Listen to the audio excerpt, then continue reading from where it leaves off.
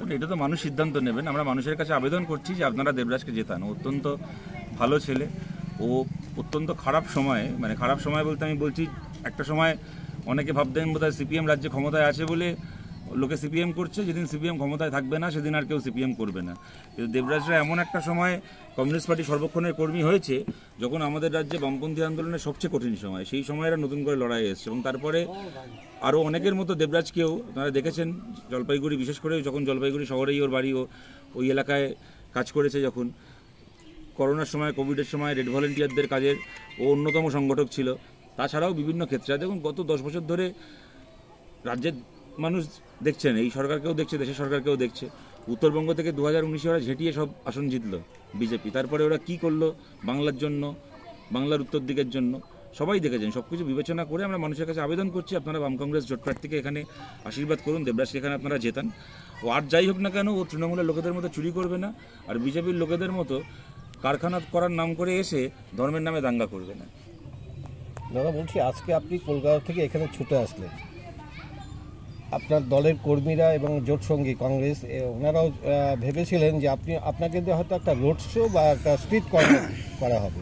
আপনি এত দূর থেকে এসে শুনলাম এখানে নাকি অনুমতি পাওয়া ওরা দেয়নি। এখন না দেওয়ার ক্ষেত্রে আপনারা জানেন এখানে নানা রকম ছলচাতুরি কাজ করে।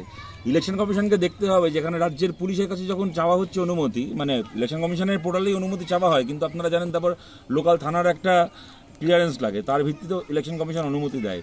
এবং ইলেকশন কমিশনের সত্যি কথা বলতে পোর্টালও হ্যান্ডেল করছে এখানে যারা, তারাও এই রাজ্যেরই সরকারের বিভিন্ন স্তরের কর্মচারী।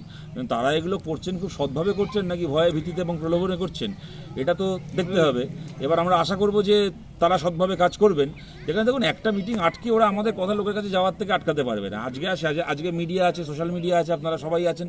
আমাদের যে বক্তব্য মানুষের কাছে পৌঁছানো, সে বক্তব্য মানুষের কাছে এমনিই পৌঁছবে। আর সবচেয়ে বড় কথা হচ্ছে, মানুষ এখানে যা দেখছেন গত 10-12 বছর ধরে আমাদের রাজ্যের অবস্থা, দেশের অবস্থা, মানুষের জীবনের যে নিজের অভিজ্ঞতা, যে কোনো বক্তব্যের থেকে সে অভিজ্ঞতার দাম বেশি। সুতরাং আমাদের একটা মিটিং আটকে আমাদের বক্তব্য আটকে দেবে এমন নয়। কিন্তু ইলেকশন কমিশনের কাজ যারা করছেন, যে আধিকারিকরা, তাদের নিরপেক্ষ হওয়া উচিত। সেই নিরপেক্ষতায় যদি কোথাও কোনো ত্রুটি দেখা যায় তাহলে আমরাও কিন্তু ছেড়ে কথা বলবো না। দাদা বলছি, গত বিধানসভা ইলেকশনে আপনারা সারা রাজ্য উল্লেখযোগ্য ফল করতে পারেননি, লোকসভায় কীরকম আশা করেন? এটা যেরকম সত্যি, তেমন আপনারা দেখেছেন বিধানসভার পর থেকে যতগুলো ভোট হয়েছে, কদিন আগে পঞ্চায়েত ভোট হলো, এই জলপাইগুড়িতে আপনারা দেখলেন যে কী লড়াই এখানে আমরা করলাম। পুরসভার ভোট হয়েছে জলপাইগুড়ি পুরসভাতে, কোনো ওয়ার্ডে বিজেপি 200-র বেশি ভোট পায়নি। আর সেখানে 3টে ওয়ার্ডে, 2টো ওয়ার্ডে কংগ্রেস, 1টি ওয়ার্ডে বামফ্রন্টের প্রার্থী তিনি জয়ী হয়েছেন। জলপাইগুড়ি পুরসভা আমরা দখল করতাম, গায়ের জোরে ভোট করে ওরা পুরসভাকে ছিনিয়ে নিয়েছে তৃণমূল কংগ্রেস। কিন্তু লড়াই করেছে একমাত্র বামপন্থীরা এবং কংগ্রেস, গোটা জলপাইগুড়ি দেখেছেন সেটা। এবং এটা আমি খালি জলপাইগুড়ি বলে বলবো না, গত 3 বছরে বিধানসভা ভোটের পর থেকে বাংলার যেখানে ভোট হয়েছে আপনারা দেখেছেন। আমরা তাহিরপুর পুরসভা জিতেছি, কংগ্রেস ঝালদা পুরসভা জিতেছে, সেটাকে দখল করার জন্য নানা রকমভাবে ওখানকার আমাদের কংগ্রেসের কাউন্সিলরকে খুন করা থেকে শুরু করে, মানে এহেন নিচতা নেই যা কিনা তৃণমূল চেষ্টা করেনি। কিন্তু আমরা জিতলাম তাহিরপুর, কংগ্রেস জিতল ঝালদা পুরসভা, বিজেপি কোন পুরসভাটা জিতলো? বিজেপি কোথায় আছে তারপর থেকে? 2021-এই বিজেপির যা দৌড় পশ্চিমবাংলার মানুষ বুঝে নিয়েছেন।